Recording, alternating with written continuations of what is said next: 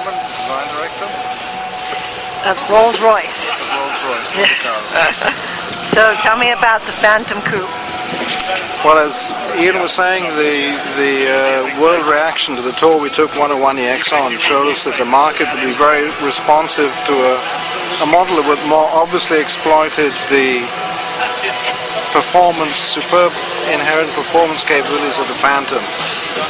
Now, all these cars certainly are aspirational acquisitions. They're celebrating success. They're part of that champagne moment. But the cars in themselves are truly sensational because they deliver this sense of occasion which is so important to the Rolls-Royce experience.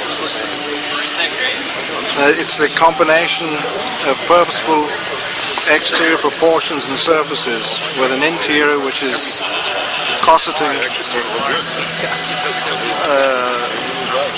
refined flamboyance, which actually turns the rigors of every long journey into a gratifying indulgence. These cars are about driving. It's the driver, not the destination, which becomes the focal point. And you must drive them, not just look at them.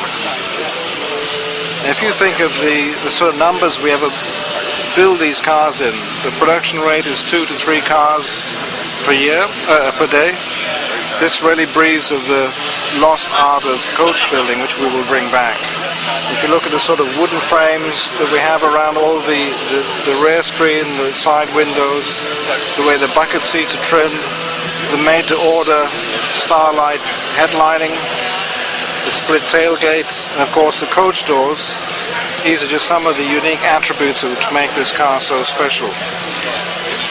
And how long did it take you to design this car? That's a good question, but once we put the 101 EX onto the round of the world tour, the 101EX took itself about 1 year. Then we had to wait and see what the reaction was to the car, and that's when we carried on the development. And in true to the Royce tradition of perfection, Royce relentlessly pursued perfection. Also in this model, we've optimized and fine-tuned. For example, the brakes, and as Ian was saying, the brakes are recalibrated, combined with the 21-inch forged wheels for maximum lightness and strength.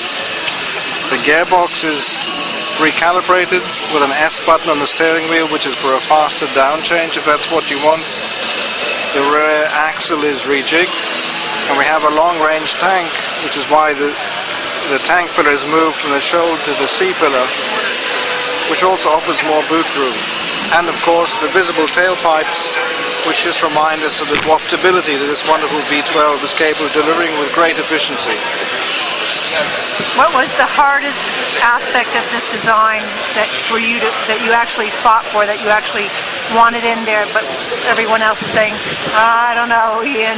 Well, we have to fight very hard for every model. We have to appreciate we're part of a group. We compete against other models for other marks, and when we win, then it really is because the model convinces. And there was no doubt that Rolls-Royce needed to have a driver's car. This is the traditional Rolls-Royce of delivering performance, and this is what we have. So any one thing that you really liked, what's the one thing that you like the most about this car on design? Well, I think that we offer a true 4-seater coupe. It's not a 2+2. Rolls-Royce would not do a compromise like that, or it's a 2-seater or it's a 4-seater. And this offers that. It really is 4 seats in maximum comfort and luxury. And this car will take you from London to Monte Carlo, and it'll be the greatest pleasure of your life. And that, I think, that's the achievement that we've put onto the marketplace. What's the price? I think we're not discussing the price now, but it'll be competitive. Who will the competitors be? I think some of the other models we make, although we see these all as complementary, they're not instead of. But that depends on the marketplace and the customer. And which of these would, how long will it take before they actually come to market? We're expecting this to be in production in the middle of this year. It'll be launched, as Ian said, at Geneva. And, you know, the order banks are pretty full. Yeah. And I think it'll be a great companion to the drop head.